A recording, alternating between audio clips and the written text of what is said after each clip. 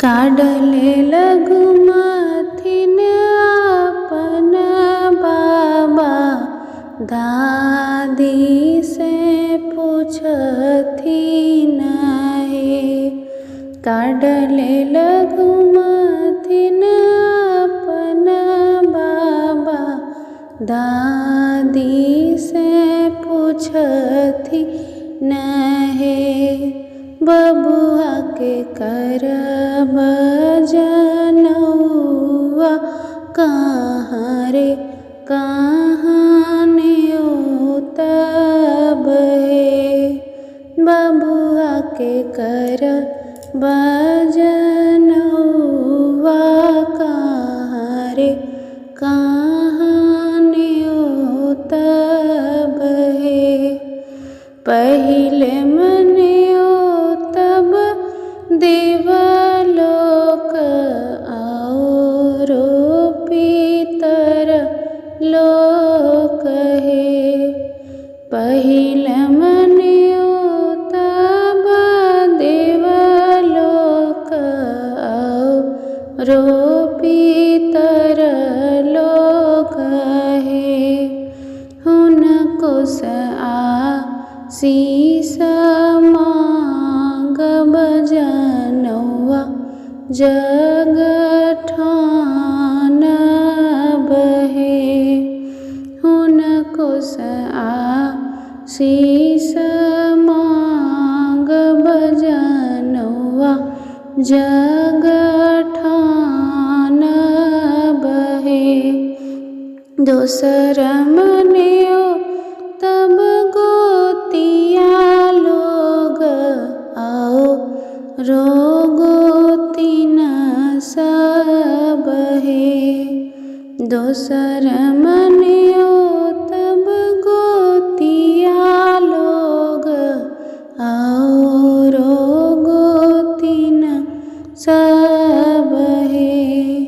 सब मिली अइथन आंगन, मात अंगना सोहावन लागत हे।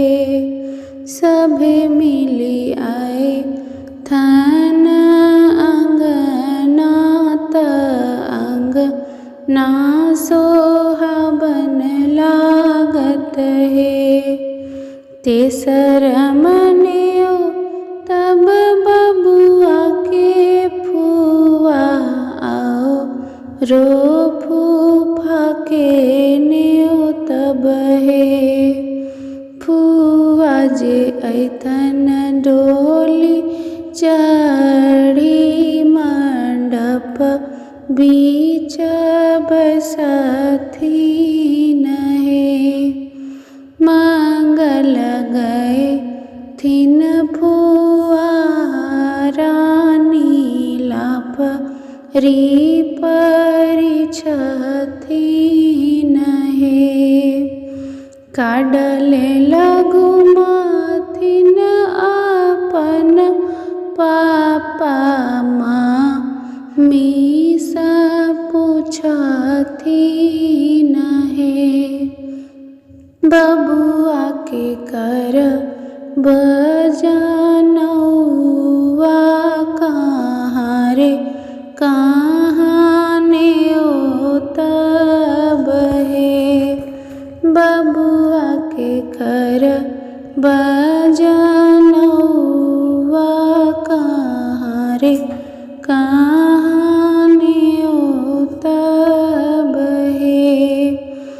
न्योतब मन्यो तब आपन नैहर, बबुआ के ममाहर हे।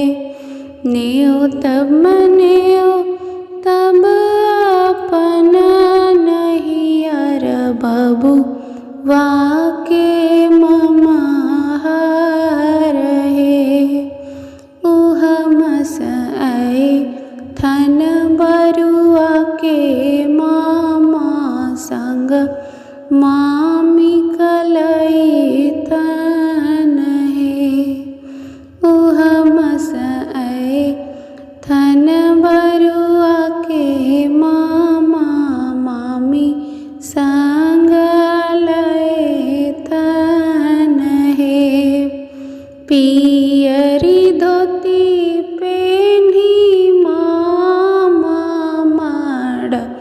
बीचा खड़ा होथन हे।